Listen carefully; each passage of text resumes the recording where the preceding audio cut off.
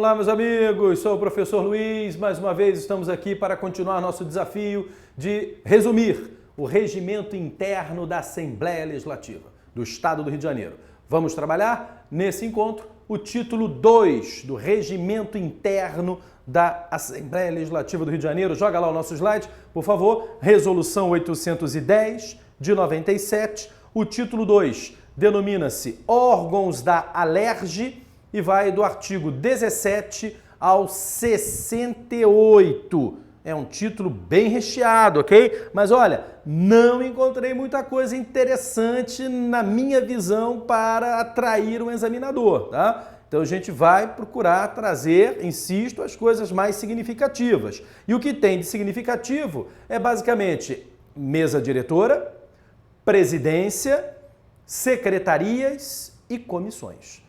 Ok? Então isso chama a estrutura desse título 2, essas quatro figuras, esses quatro órgãos relativos à Assembleia Legislativa. Tá? Vamos começar, mantenha aí o slide, com a mesa diretora, que é encontrada nos artigos 17 e 18 do Regimento Interno. Ok? 17 e 18 fala da mesa diretora, que é um órgão colegiado. Agora, é um órgão colegiado composto das seguintes figuras. Olha aí, um presidente, 4 vice-presidentes, 4 secretários e 4 suplentes. Vamos ler o artigo 18? Aliás, minto, 17. A mesa diretora, órgão colegiado, na qualidade de comissão diretora, incumbe a direção dos trabalhos legislativos e dos serviços administrativos da Assembleia, né? E decide pela maioria de seus membros. Parágrafo 1º, a mesa diretora se compõe de um presidente, 4 vice-presidentes, 4 secretários e 4 suplentes, que substituirão os vice-presidentes e os secretários e suas eventuais faltas às reuniões, ocasião em que terão também direito a voto. Quer dizer, então o suplente são 4 que vão substituir ou um dos vice-presidentes ou um dos secretários, tá? Então não tem 4 suplentes para os 4 vice-presidentes e mais 4 suplentes para os 4 secretários. Eu só tenho 4 suplentes que vão substituir, em eventual falta, um dos 4 vice-presidentes ou um dos 4 secretários. Ok? Muito bem. Qual é a atribuição dessa mesa diretora? Está aí a composição no 17, a atribuição está no 18. Joga lá o 18, entre várias atribuições, eu chamaria atenção para 3. Mas começo destacando o que está no próprio caput do 17. Olha aí, a mesa diretora tem competência para a direção dos trabalhos legislativos e dos serviços administrativos da Alerj. Isso está no caput do 17, como a gente já leu.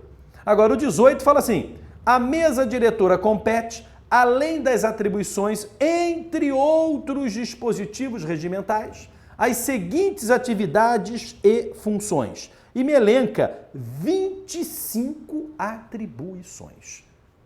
Eu estou destacando, pela importância da matéria, na minha visão, 3 desses incisos. Volta lá no slide, por favor. Inciso 5º do 18. Nomear, promover, comissionar, pôr em disponibilidade, demitir, exonerar e aposentar funcionários. Com certeza, isso é um serviço administrativo, né? Mas da maior importância.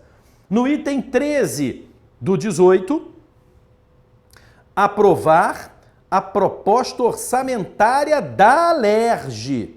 O item 13, aprovar a proposta orçamentária da Alerj. Isso é muito importante. E encaminhá-la ao Poder Executivo. Não é o orçamento do Executivo, é o orçamento da Alerj, ok?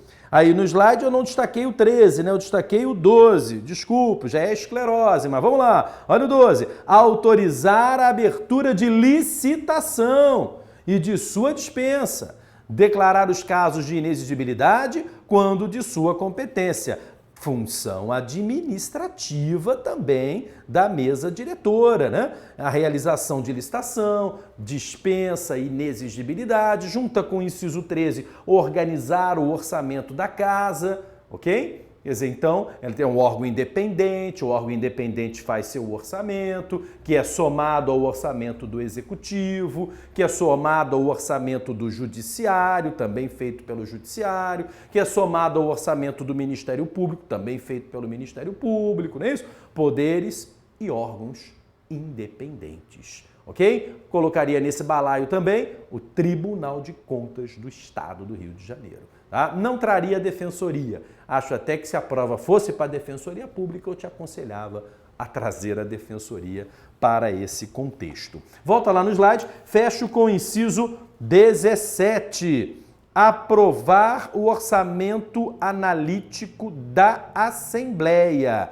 O artigo 17 pode ser somado, né, ao aprovar a proposta orçamentária da Assembleia. Quer dizer, então, estaria aí no contexto também de organização administrativa. Fico até na dúvida qual seria a diferença desse inciso 12 com o 17, né? O inciso 13, perdão, que é aprovar a proposta. E o 17 é aprovar o orçamento. Quer dizer, então, pode ser um complemento do outro, né? Primeiro tem a proposta, depois tem a aprovação desse orçamento analítico. Eu leciono direito financeiro, tá? Esse nome analítico é um nome estranho para mim. Vou ter que fazer uma pesquisa para saber se há algum detalhe a mais aqui na ideia de analítico em relação a esse dispositivo. Mas tudo que versa sobre orçamento chama a atenção de examinador, ok? Vale a pena depois passar o olho pelas demais atribuições, mas estão aí as colocações sobre o primeiro órgão, a mesa diretora. Vamos avançar e vamos falar agora da presidência. Olha lá, a presidência está no artigo 19 ao artigo 20. 19 e 20. O 19, o presidente é o representante da Assembleia, quando ela se pronunciar coletivamente, e o supervisor de seus trabalhos e de sua ordem, nos termos desse regimento. E na sequência, artigo 20 fala de suas atribuições.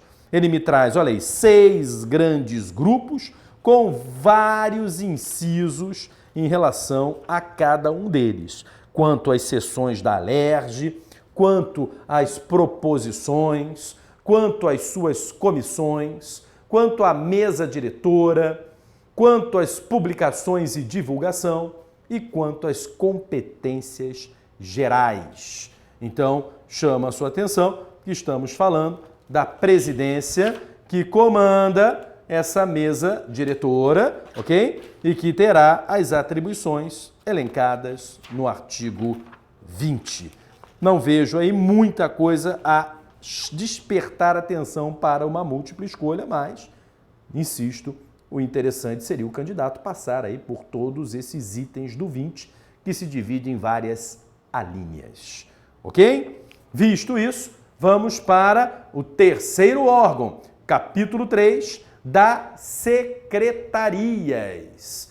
Das secretarias, se não me engano, é apenas um artigo, o artigo 21 apenas. Tá? Vamos ver o slide que formamos aqui para as secretarias. Joga lá. As secretarias, como vimos, formada por 4 secretários, e as suas atribuições estão elencadas no artigo 21, entre elas fiscalizar as despesas e autorizar as despesas e licitações. Então, é uma função também bem administrativa dessas secretarias, né? Olha lá, inciso 5º, fiscalizar as despesas e fazer cumprir as normas regulamentares.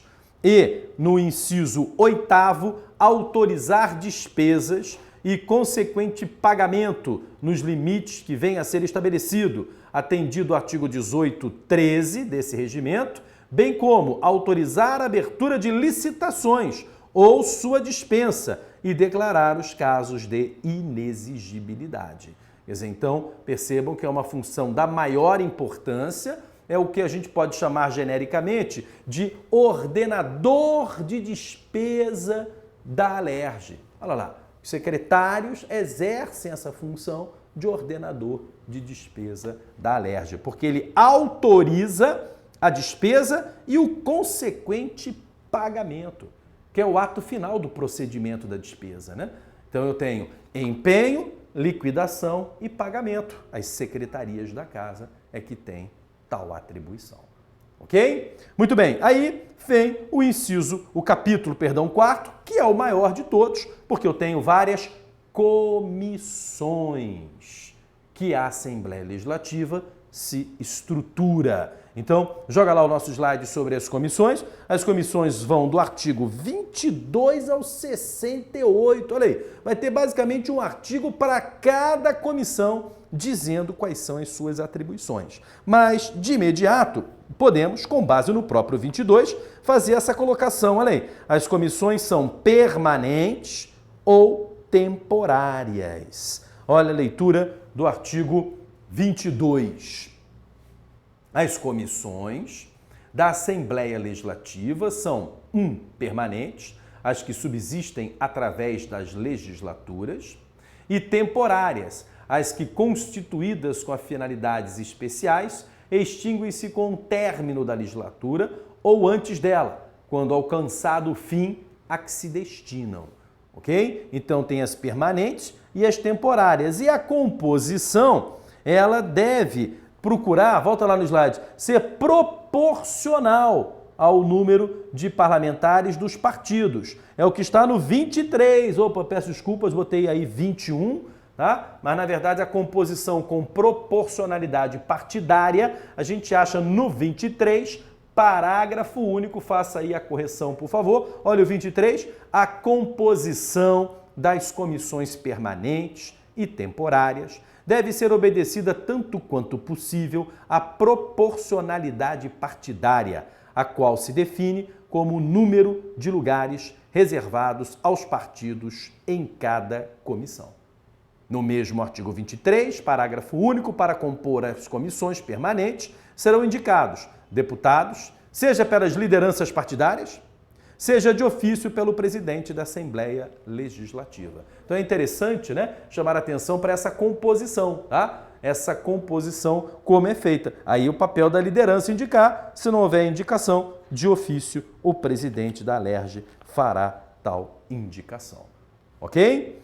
Muito bem, aí uma colocação geral em relação às comissões. Aí, no artigo 25 em diante, ele vai dizer quais são as comissões. Tá? O 25 fala das comissões permanentes e suas competências. E, obviamente, eu vou destacar duas dessas comissões. E, aliás, são sempre as duas primeiras de toda a Casa Legislativa, são aquelas que sempre chamam a atenção. Joga lá o nosso slide, por favor, das comissões permanentes, parágrafo único do 25, elenca as que existem. Nós temos hoje 27 comissões permanentes, radical, né? É o que não falta, é comissão permanente, mas olha lá o inciso 1º do parágrafo único do 25, Comissão de Constituição e Justiça. E 2, Comissão de Orçamento, Finanças, Tributação, Fiscalização Financeira e Controle. E detalhe, se você perceber, são as comissões que têm o maior número de integrantes. Na regra geral, todas as comissões permanentes têm 5 integrantes. Essas duas têm 7 integrantes. Ok? Então, a Comissão de Constituição e Justiça, né? Todo e qualquer processo de votação primeiro vai passar por ela, para ter, né, a confirmação se é ou não. Olha aqui, não sei se você está lembrado, agora, finalzinho do ano, o presidente Temer, para agilizar a reforma da Previdência, pediu que a Comissão de Constituição e Justiça do Congresso aprovasse o mais rápido possível para que ela fosse a plenário. E os parlamentares lá falam, não, a gente não está votando nada, só está dizendo que está de acordo com a Constituição. Olha, ninguém me crucifica ainda não, tá? Porque a gente não está aprovando a emenda, está só dizendo, olha, é constitucional, pode ir a plenário. É isso. E foi feito rapidamente, porque há uma certa urgência na aprovação da reforma da Previdência. Ok? É um papel importantíssimo você ter seu representante partidário na Comissão de Constituição e Justiça, melhor ainda, presidi-la, né?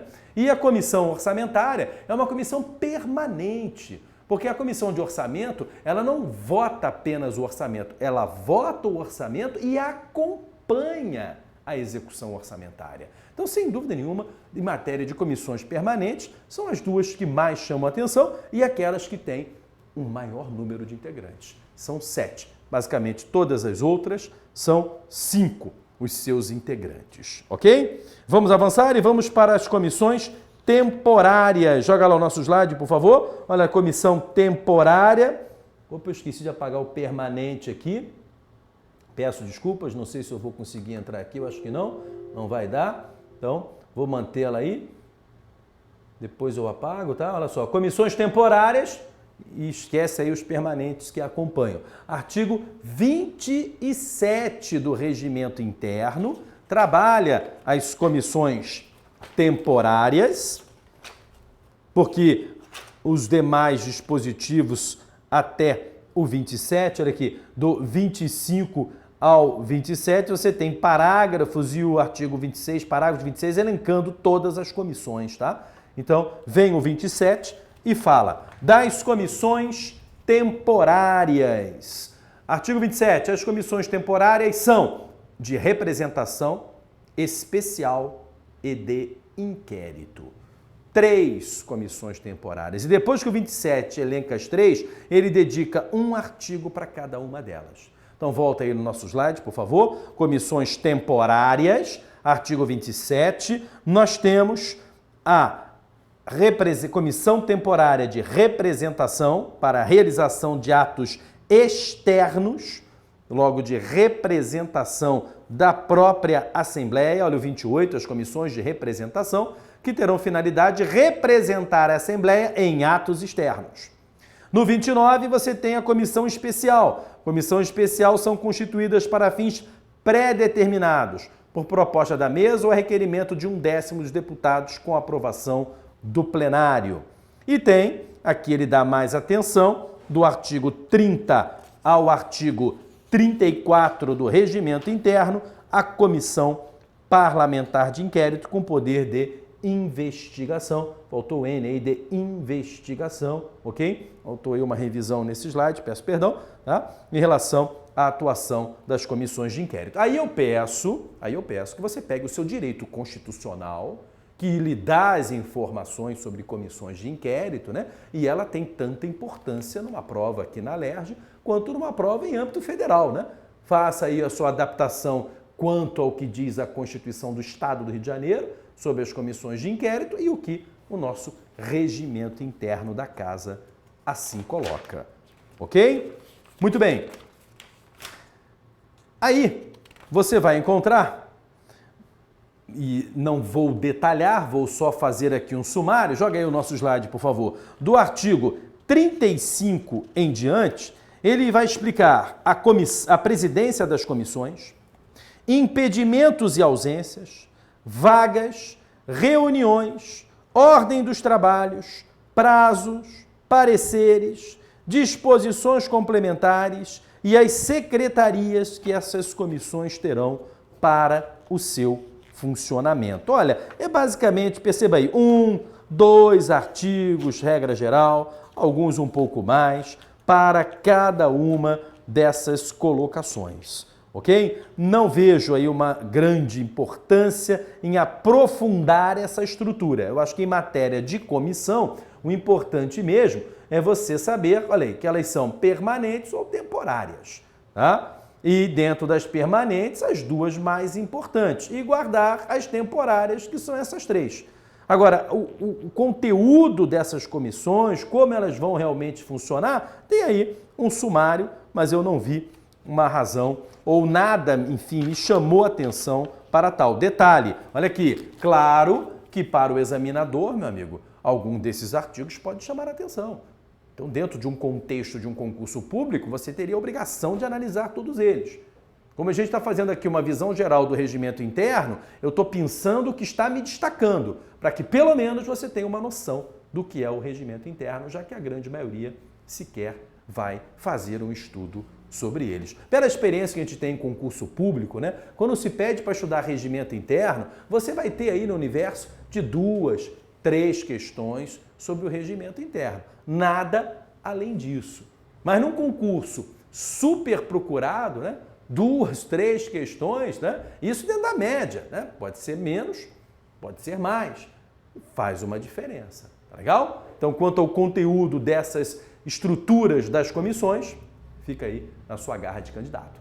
Fecho aqui o título 2 até o título 3.